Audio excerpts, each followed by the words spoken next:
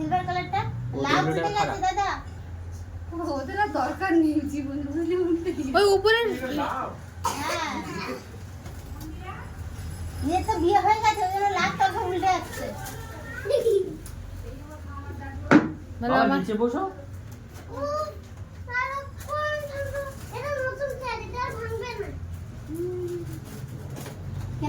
Hello everyone, আমি গৌরী। সবাইকে স্বাগত আমার নতুন একটা ভিডিওতে। আশা করছি তোমরা সবাই অনেক ভালো আছো, আর তোমাদের ভালোবাসা আর আশীর্বাদে আমি আর আমার বেবি দুজনে অনেক সুস্থ আছি। তো চলো, আজ তোমাদের সাথে যে ভিডিওটা শেয়ার করতে চলেছি সেটা হচ্ছে আমার বাপের বাড়িতে আমার প্রেগনেন্সি টাইমে 9 মান্থের যে স্বাদটা হয় না, 9 মাসের স্বাদের যে অনুষ্ঠানটা, সেটাই আজকে তোমাদের সাথে শেয়ার করছি। তো তোমরা দেখতেই তো পাচ্ছ, প্রথমেই ওরা না পুরো ডেকোরেশনটা করছে যেখানে অনুষ্ঠানটা হবে। আর এই অনুষ্ঠানটা হয়েছিল অ্যাকচুয়ালি আমার পিসিমণির বাড়িতে, আমার বড় পিসিমণির বাড়ি, যেখানে আমার ছোটোবেলাটা খুব ভালো কেটেছিল। মানে ছোটোবেলাতে আমার ওখানে অনেক স্মৃতি আছে যেগুলো এখনও সবাই গল্প করে। তো সেরকম জায়গায় এরকম একটা অনুষ্ঠান আবারও হচ্ছে, আমার তো অনেক অনেক ভালো লেগেছিল। এখনও দেখছি, এখনও ভালো লাগছে। তো সবাই ডেকোরেশনটা করছে এদিকে, মানে দাদারা, বোনেরা, আর এই হচ্ছে প্রধান উদ্যোক্তা।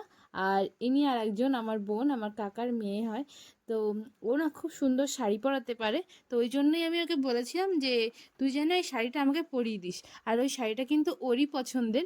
আর এটা আমার কাকা দিয়েছিল আমাকে, কাকা কাকিমা মিলেই দিয়েছিল, আর বোন পছন্দ করে দিয়েছিল। তো তোমরা দেখে বলবে শাড়িটা কেমন হয়েছে, আর এই সময় শাড়িটা পরে আরও কেমন লাগছে আমাকে। তো যারা যারা ভিডিওটা প্রথম দেখছো তারা তারা অবশ্যই করে আমার চ্যানেলটিকে সাবস্ক্রাইব করে যেও।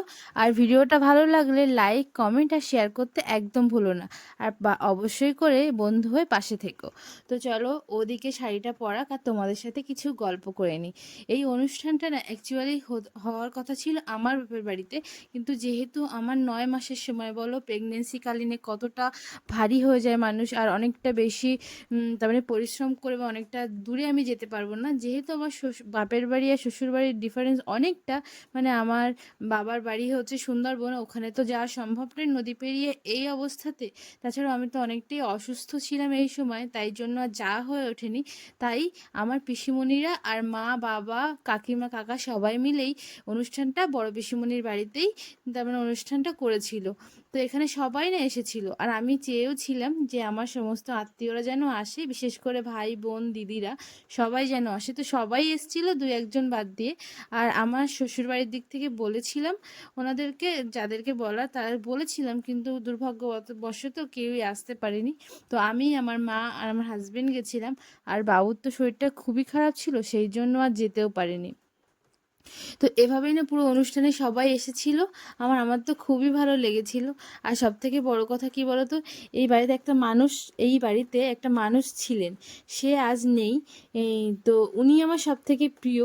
এখনও ওনার সাথে আমার সম্পর্কের যে শুরুটা, সেটাও নিয়ে এখনও গল্প হয়। তো এভাবেই না এই বাড়িতে আমি বড় হয়েছিলাম অনেক বছর, প্রায় 3 বছর 4 বছর মতো আমি এই বাড়িটাতে ছিলাম। এই বাড়িটাতে আমার সমস্ত কিছু তার মানে এখনও রয়ে গেছে। আজও আমার মনে পড়ে এখানে কিভাবে আমি ছুটোছুটি করতাম, আমার পিসিমণি যে দাদাদেরকে পড়াতো তারা কিভাবে, আমি তাদের সাথে খেলা করতাম, আমাকে নিয়ে কিভাবে মজা করতো।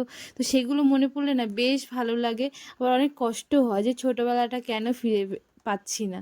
তো দেখো আমার ছোটোবেলা কেটেছে, আবার আমার আগত বেবি, সেও তার ছোটোবেলা না কাটাতে পারলেও তার একটা অনুষ্ঠান, তার আশা নিয়ে একটা অনুষ্ঠান সে অবশ্যই এখানে কাটাচ্ছে তার মার সাথে আর বাবার সাথে।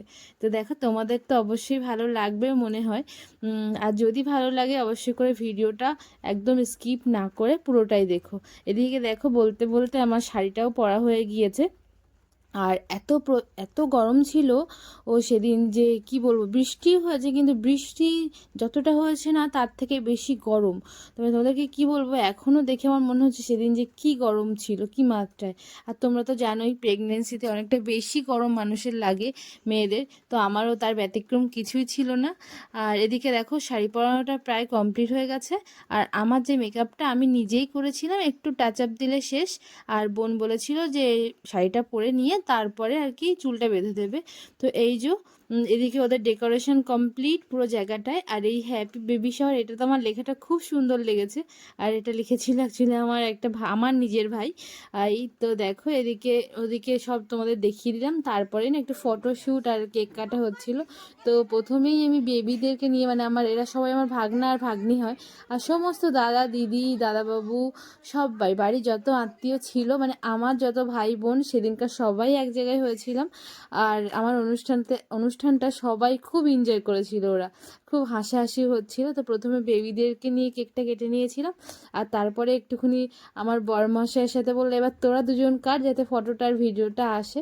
তো তাই জন্যই আর কি ফটো ভিডিও এইভাবেই মানে করার জন্যই আর কি আবার কাটা হয়েছিল কেকটা। তো চলো আমরা দুজনে কেকটা কেটে ফেলি।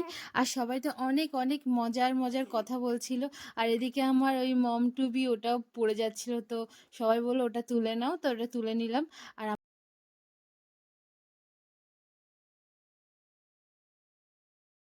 হ্যাঁ, কি বলতে হয় বলো।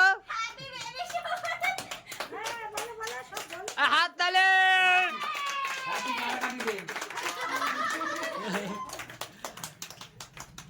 চলো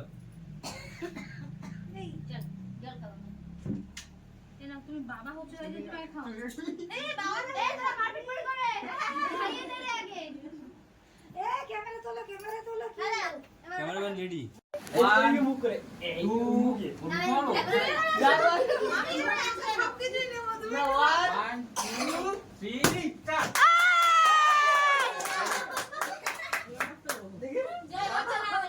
জয় ঘুরে গেল ফাটে না। হ্যাঁ দে ও কোটের উপর দিকে।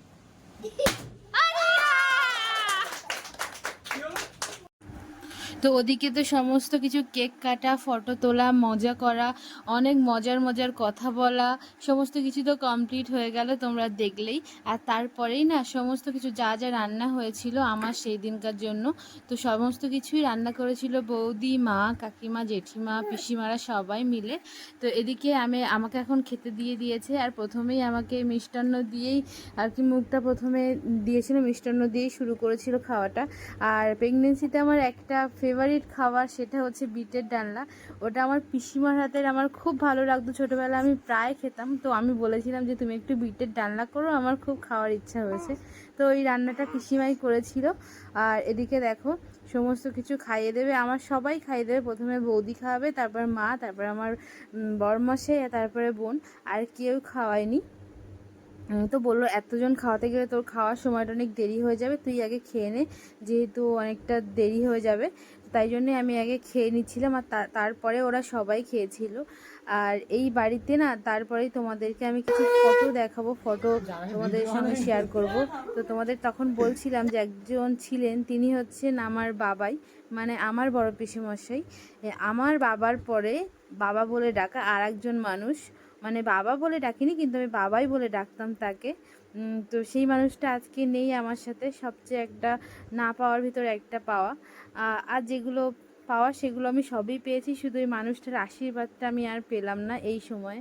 উনি আমার সব থেকে একটা তার মানে ভালো মানুষদের ভিতরে একজন মানুষ আমার কাছে, আমার বাবার পরেই। তো চলো তারপরেও একজন আছে, সে হচ্ছে আমার পিসেমশাই। আর এইভাবেই না আমি আমার পুরো এই জীবনে সবাইকে এত ভালোভাবে ভালোবাসা দিতে পেরেছি, সবাই আমাকে এত ভালোবাসে যে ধারণারও বাইরে। আর আমি এটা কখনো কল্পনাও করতে পারিনি, হয়তো আমি ভাগ্য করে জন্মেছি বলে আজ আমি সমস্ত কিছু পেয়েছি আর পাচ্ছিও। আর তোমরা যারা যারা এই ভিডিওটা দেখছো অবশ্যই করে কিন্তু বলো তোমাদের কেমন লাগলো, আর ভালো লাগলে অবশ্যই করে লাইক করো আর কমেন্ট করো। আর তোমাদের কাদের কাদের এরকম স্বাদ আছে, এরকম স্বাদ হয়েছে অবশ্যই করে জানিও। আর এই হচ্ছে আমার বোন, আমার নিজের বোন। তো চলো আজ ভিডিওটা না এই পর্যন্তই, দেখা হবে অন্য একটা ভিডিওতে। ততক্ষণ পর্যন্ত তোমরা সবাই অনেক ভালো থেকো, অনেক সুস্থ থেকো। আবার দেখা হচ্ছে পরের ভিডিওতে, তো তোমরা কিন্তু পুরো ভিডিওটা দেখো। আর এই হচ্ছে আমার সমস্ত ফটো, অনেক ফটোর ভিতরে ফটো। আর এই আমার মা, মাসি, সবাই, পিসিমা। আর এই হচ্ছে আমার মেজো পিসিমশাই, আরেকজন খুব ভালো মানুষ, আর ভাইরা সবাই, আর বড়মশাই, আর এই আমরা সমস্ত বোনেরা। তো তোমাদের ভিডিওটা কেমন লাগলো, ভালো লাগলে অবশ্যই করে লাইক, কমেন্ট, শেয়ার। দেখা হচ্ছে পরের